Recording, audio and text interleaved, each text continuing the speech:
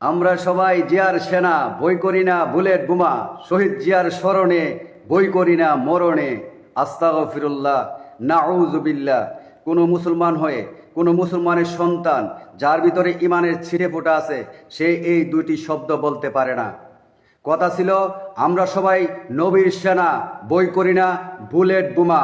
নবী করিম সাল্লাল্লাহু আলাইহি ওয়াসাল্লামের আদর্শকে বাস্তবায়ন করতে গিয়ে, আল্লাহর জমিনে আল্লাহর আইন বাস্তবায়ন করতে গিয়ে দুনিয়াতে যত বাধা আসুক, যত কষ্ট আসুক, যত হামলা আসুক, যত মামলা আসুক, সব কিছুর মোকাবেলা করব আমরা জীবন দিয়ে। আর সেখানে একজন মুসলমান হয়ে স্লোগান দিচ্ছে, আমরা সবাই জিয়ার সেনা, বই করি না বুলেট বোমা। অর্থাৎ জিয়ার আদর্শকে বাস্তবায়ন করতে গিয়ে, জিয়ার স্বপ্নকে বাস্তবায়ন করতে গিয়ে, জিয়ার রাষ্ট্রকে বাস্তবায়ন করতে গিয়ে আমি আমার জীবন বিলিয়ে দিব, আমি বুলেট বোমা বই করি না। শহীদ জিয়ার স্মরণে, বই করি না মরণে। আরে মূর্খ মুসলমান, শহীদ জিয়া কি কালেমার অংশ নাকি? শহীদ জিয়া কি ইমানের অংশ নাকি? যে শহীদ জিয়াকে স্মরণ করে মরতে পারলে পরকালে চেলচেলাইয়া জান্নাতে চলে যাবা, কবরে কোনো হিসাব হবে না, ফুলসিরাতে কোনো হিসাব হবে না, হাসরে কোনো হিসাব হবে না, তোমাদের পরকাল চেলচেলাইয়া চলে যাবা। অথচ একজন মুসলমানের সারা জীবনের কামনা বাসনা হচ্ছে, আমার মরণকালে যেন আমি আমার ইমানের সহিত দুনিয়া থেকে যাইতে পারি।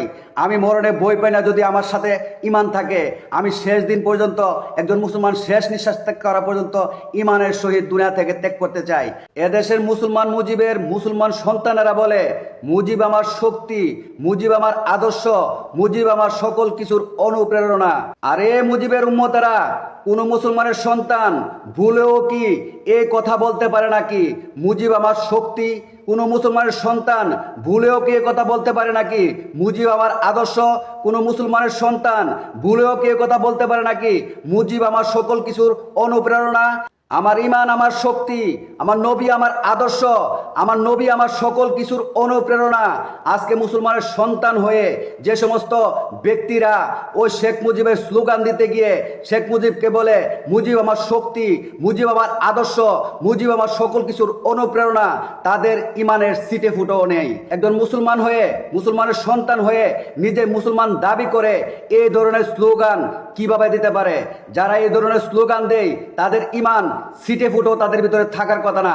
যে সবগুলা হচ্ছে ইমান ধ্বংস করার স্লোগান, সবগুলা হচ্ছে পশ্চিমাদের শিখানো স্লোগান, সবগুলা হচ্ছে বাম দেশ শিখানো স্লোগান, সবগুলা হচ্ছে নাস্তিকদের শিখানো স্লোগান, সবগুলা হচ্ছে ধর্মনিরপেক্ষবাদদের শিখানো স্লোগান, সবগুলা হচ্ছে জাতীয়বাদ ধর্মনিরপেক্ষবাদের স্লোগান।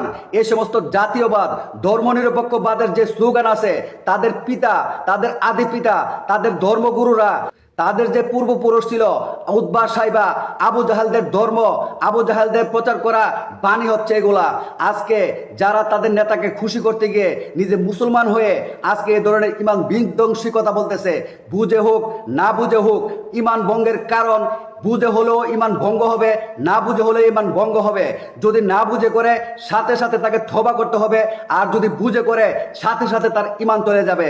এই সমস্ত ইমান বিধ্বংসী যে সমস্ত স্লোগান আছে, যে সমস্ত কথা আছে, যে সমস্ত বাণী আছে, একজন মুসলমানের সন্তান এগুলাকে ডাস্টবিনে নিক্ষেপ করবে, এগুলাকে পায়ে লাথি দিয়ে বুড়িগঙ্গায় ফেলে দিতে হবে। সে যত বড় দেশের প্রেসিডেন্ট হোক,